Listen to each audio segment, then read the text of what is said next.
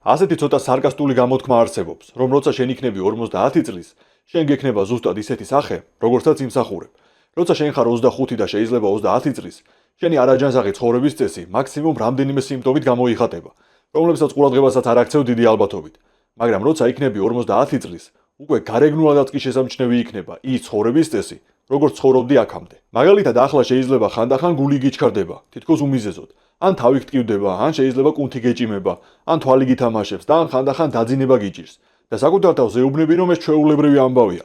მაგრამ მე ახლა რამდენიმე ვიტამინის და მინერალის დეფიციტის სიმპტომები ჩამოვთვალე. თითოეულ ვიტამინს და მინერალს ასობით ფუნქცია აქვს ორგანიზმში. ვიტამინები და მინერალები ამუშავებს ორგანიზმს. და მათი დეფიციტი შეიძლება ახლა გამოიხატება რამდენიმე სიმპტომით, მაგრამ დროთა განმავლობაში ეს გადაიზრდება კონკრეტულ დაავადებებში. ან მაგალითად, არაჯანსაღი კვებიდან გამომდინარე, შეიძლება კოლაგენი აკლია შენს ორგანიზმს. და ამის გამო ახლა შეიძლება კანი ცოტა გიშრება და დამატებიანებელს იყენებ მაქსიმუმ. მაგრამ როცა იქნები 50 წლის, შენი კანი იქნება ბევრად დაბერებული და დანაოჭებული. მოკლედ, ჯანმრთელობას მანამდე უნდა მიხედო, სანამ შეგაწუხებს და სანამ ბევრად სერიოზულ პრობლემებში გადაიზრდება.